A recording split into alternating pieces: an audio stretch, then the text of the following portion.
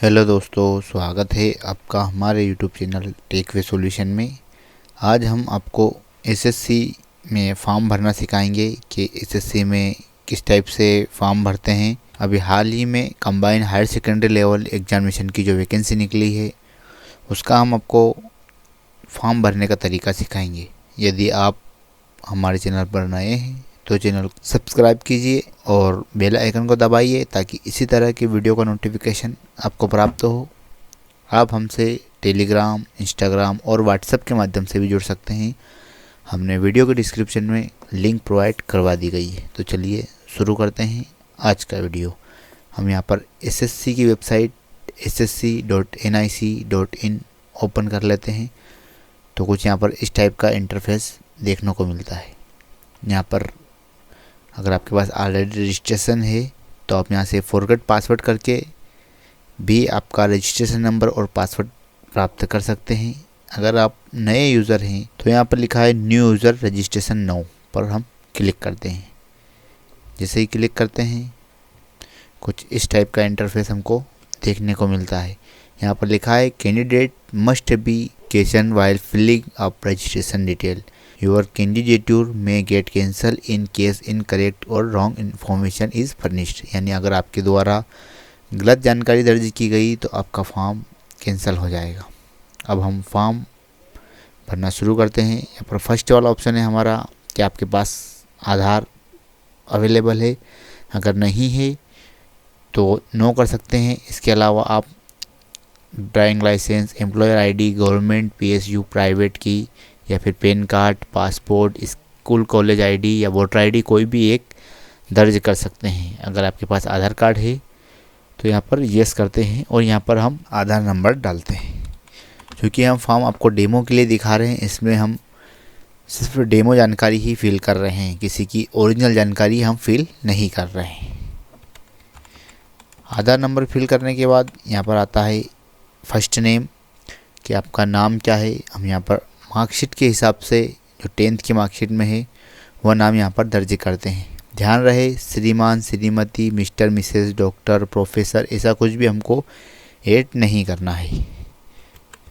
हम यहाँ पर नाम दर्ज कर देते हैं। इसके बाद हम कंफर्म नाम दर्ज करते हैं। हमको एक और बार यहाँ पर नाम दर्ज करना है। इसके बाद अगर आप और कोई नाम से पहचाने जाते हो तो यहाँ पर डाल सकते हैं, अन्यथा हम आगे बढ़ते हैं। इसके बाद यहाँ पर हमको फादर्स नेम ऐड करना है।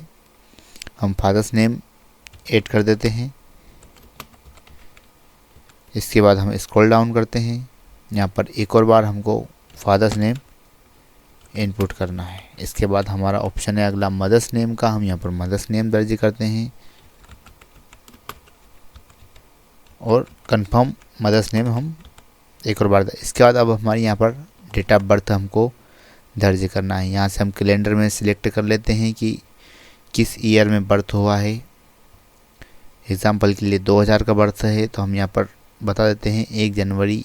इस टाइप से हम यहाँ पर डेट ऑफ बर्थ दर्ज करते हैं। इसके बाद हमको एक और बार कंफर्मेशन में हमको यहाँ पर डेट ऑफ बर्थ दर्ज करना है। अब इसके बाद आपका एजुकेशन क्या है, एजुकेशन की जानकारी हम यहाँ पर फिल करते हैं। यहाँ पर हमको 10th की जानकारी हमको इनपुट करना है। जैसे आप किसी भी बोर्ड से हो या फिर सीबीएसई हो तो आपका बोर्ड का यहाँ पर सभी में लिस्ट में नाम अवेलेबल है। हम यहाँ पर कोई भी एक जो बोर्ड है हमारा वो हम यहाँ पर दर्ज कर देते हैं। जैसे हमारा मध्य प्रदेश है इसलिए हमने यहाँ पर मध्य प्रदेश दर्ज ही कर दिया। अब यहाँ पर हम रोल नंबर टाइप करते हैं। रोल नंबर टाइप करने के बाद हम रोल नंबर कंफर्मेशन टाइप करते हैं। इसके बाद कब पास किया है आपने वह हम यहाँ पर दर्ज करते हैं। इसके बाद एक और बार हम यहाँ पर कंफर्म। अब यहाँ पर हमारा अगला ऑप्शन है जेंडर का, मेल, फीमेल या ट्रांसजेंडर है। जो आपका जेंडर है वह यहाँ पर आप दर्ज करें। इसके बाद आप लेवल ऑफ एजुकेशन क्वालिफिकेशन, आपका एजुकेशन क्या है, 10वीं है, 12वीं है, डिप्लोमा, डिग्री, पोस्ट ग्रेजुएशन या पीएचडी है। आपका जो भी एजुकेशन है आप वो यहाँ पर दर्ज कर सकते हैं। इसके बाद हम यहाँ पर मोबाइल नंबर दर्ज करते हैं क्योंकि हमारा जो मोबाइल नंबर है उस पर एक ओटीपी आता है रजिस्ट्रेशन के टाइम, और फ्यूचर में भी अगर आप कुछ करेक्शन करते हैं तो यहाँ पर ओटीपी आता है। इसलिए हमको मोबाइल नंबर और ईमेल आईडी का हमको विशेष ध्यान रखना है। मोबाइल नंबर ईमेल आईडी डालने के बाद हम यहाँ पर पुनः एक और बार दर्ज करते हैं। इसके बाद हम ईमेल आईडी दर्ज करते हैं। यहाँ पर अगर आपका मोबाइल नंबर ऑलरेडी रजिस्टर्ड है तो यहाँ पर दिखा देगा और यहाँ से मोबाइल नंबर ऑप्शन हट जाएगा। आप यहाँ पर कोई दूसरा नंबर भी दर्ज कर सकते हैं। दूसरा मोबाइल नंबर दर्ज करने के बाद अब हम यहाँ पर ईमेल आईडी दर्ज करते हैं। इसके बाद हम कंफर्म ईमेल आईडी दर्ज करते हैं और यहाँ पर आप ईमेल आईडी दर्ज करने के बाद हम यहाँ पर किस स्टेट के निवासी हैं, परमानेंट निवासी, वहाँ का हम स्टेट डालते हैं। इसके बाद हम यहाँ पर इसको सेव कर देते हैं। जिसे सेव करते हैं यहाँ पर मोबाइल नंबर और ईमेल आईडी का हमको एक और बार कंफर्मेशन आता है कि आपका चेक कर लीजिए। इसके बाद यह एडिट नहीं होंगे। हम चेक कर लेते हैं और कंफर्म करते हैं। जैसे ही कंफर्म करते हैं यहाँ पर लिखा है कि basic detail are save, registration is partial and should be complete within 14 day. अगर आप 14 दिन में नहीं इसको कंप्लीट करते हो तो वह डिलीट हो जाएगी। यहाँ पर ये हमको टेम्परेरी रजिस्ट्रेशन नंबर मिल गए हैं और इसको हम आसानी से लॉगिन कर सकते हैं। इसके बाद हमारे रजिस्टर्ड मोबाइल नंबर पर एक मैसेज जाता है और ईमेल पर भी एक मैसेज आता है जिसके द्वारा हम लॉगिन करते हैं और वहाँ से हमारा पासवर्ड डालकर हम पासवर्ड चेंजेस करते हैं और पुनः लॉगिन करते हैं। तो यहाँ पर कुछ इस टाइप का हमको इंटरफेस देखने को मिलता है। अब यहाँ पर हमारी कैटेगरी है, वो कैटेगरी हम सिलेक्ट कर लेते हैं। आप जिस भी कैटेगरी की हैं वहाँ पर कैटेगरी चूज़ कर सकते हैं, SC, EWS, OBC या फिर जनरल। इसके बाद नेशनलिटी हमको यहाँ पर सिलेक्ट करना है इंडियन।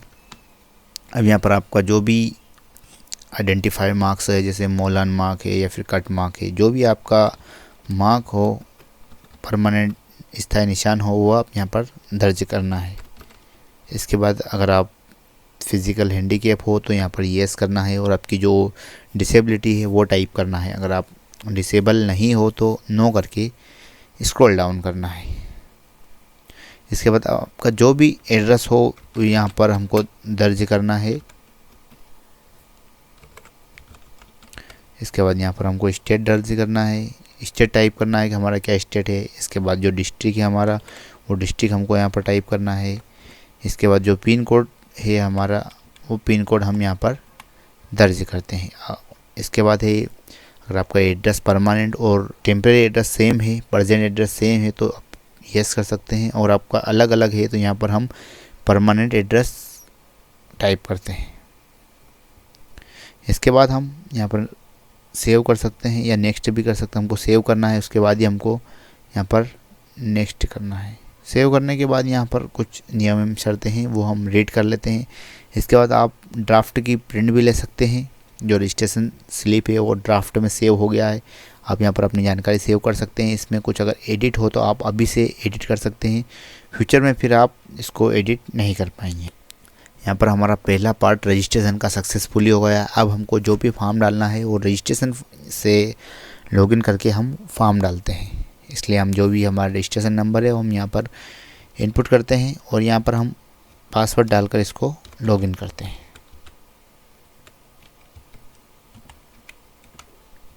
इसके बाद हम कैप्चर कोड डालते हैं और लॉगिन पर क्लिक करते हैं। रजिस्ट्रेशन में जब हम ओपन करते हैं तो कुछ हमको इस टाइप का इंटरफेस देखने को मिलता है। यहाँ पर आपका जो करंटली फॉर्म ओपन है वो फॉर्म ओपन होता है। इसके बाद यहाँ से आप एप्लीकेशन हिस्ट्री, यहाँ से आप मॉडिफिकेशन रजिस्ट्रेशन और यहाँ से आप रिज़ल्ट भी आसानी से चेक कर सकते हैं। इसके बाद जैसे स्क्रॉल डाउन करते हैं तो जो हमारी पुरानी वैकेंसी है वो कुछ इस टाइप से दिखाई देती है।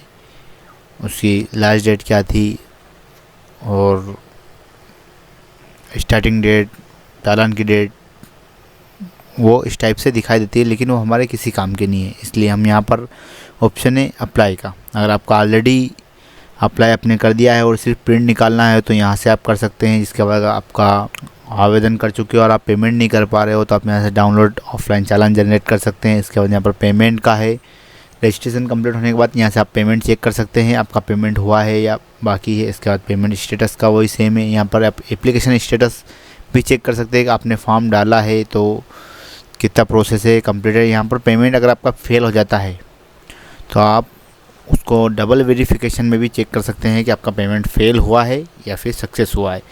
अब हम शुरू करते हैं हमारा फॉर्म। यहाँ पर अप्लाई पर हम क्लिक करते हैं। जैसे ही क्लिक करते हैं यहाँ पर हमारे कुछ पर्सनल इन्फॉर्मेशन यहाँ पर शो हो जाती है। यहाँ पर जैसे हमारा नाम, पापा का नाम, mother's name, date of birth, category, gender और विजुअल आइडेंटिफिकेशन मार्क यहाँ पर हमको दिखाई देता है। अगर आपको कुछ इसमें रॉन्ग लग रहा है तो आप अभी से करेक्शन कर लीजिए, क्योंकि आफ्टर डेट फॉर्म फिल करने की आपको इसको एडिट करने का 200 रुपये चार्जेस लगेगा। हम वेरीफाई कर लेते हैं। इसके बाद हम स्क्रॉल डाउन करते हैं। इसके बाद यहाँ पर हमारा जो 10th के रोल नंबर है वो हम चेक कर लेते हैं, बोर्ड चेक कर लेते हैं और पासिंग ईयर चेक कर लेते हैं। इसके बाद हमारा एग्जामिनेशन सेंटर, आप कहाँ का एग्जामिनेशन सेंटर लेना चाहते हो, ओवरऑल इंडिया होता है। हमको मिनिमम 3 सेंटर सेलेक्ट करना है अलग अलग। एग्जाम्पल के लिए हम फर्स्ट इंदौर सेलेक्ट कर लेते हैं। तो फर्स्ट आप जिस रीजन में सिलेक्ट करोगे सेकंड उसी रीजन में ओपन होगा। आप सोच रहे हो कि हम फर्स्ट रीजन किसी और से कर ले और सेकंड रीजन में हम दूसरा चूज़ कर लेते, ऐसा पॉसिबल नहीं है। जो आपने फर्स्ट रीजन में चूज़ किया है वही आप सेकंड रीजन में भी आपको चूज़ करना है। यहाँ पर हमने फर्स्ट इंदौर ले लिया, सेकंड उज्जैन और तीसरा हमने भोपाल सेलेक्ट कर लिया। अब यहाँ पर मीडियम ऑफ टाइपिंग टेस्ट है, यानी आप टाइपिंग हिंदी में करेंगे या फिर इंग्लिश में। जब टीयर फर्स्ट एग्जामिनेशन क्लियर हो जाएगी तो टीयर सेकंड के लिए यहाँ से अभी से ऑप्शन चूज़ कर लिया जाएगा। तो हम यहाँ पर इंग्लिश लैंग्वेज सेलेक्ट करते हैं। अगर आप हिंदी में करना चाहते हो तो आप हिंदी में भी कर सकते हैं। इसके बाद यहाँ पर है, अगर आपका साइंस स्ट्रीम है और फ्यूचर में आप कुछ और अपना प्रमोशन चाहते हो तो आप यहाँ पर येस कर सकते हैं, अन्यथा नो कर सकते हैं। अगर आप एक सर्विसमैन हैं तो आप येस करेंगे तो यहाँ पर आपके नीचे इन्फॉर्मेशन ओपन हो जाएगी, आपने कब ज्वाइन किया, आपकी सर्विस कब से कब तक है। अगर आप एक सर्विसमैन नहीं हो तो हम यहाँ पर नो कर देते हैं। इसके बाद हम स्क्रॉल डाउन करते हैं और यह हमारे किसी काम के नहीं है, हम सब में नो कर देते हैं। जो एक सर्विसमैन है उसी के लिए यह आवेदन है। यहाँ पर एज रिलेक्शन का है।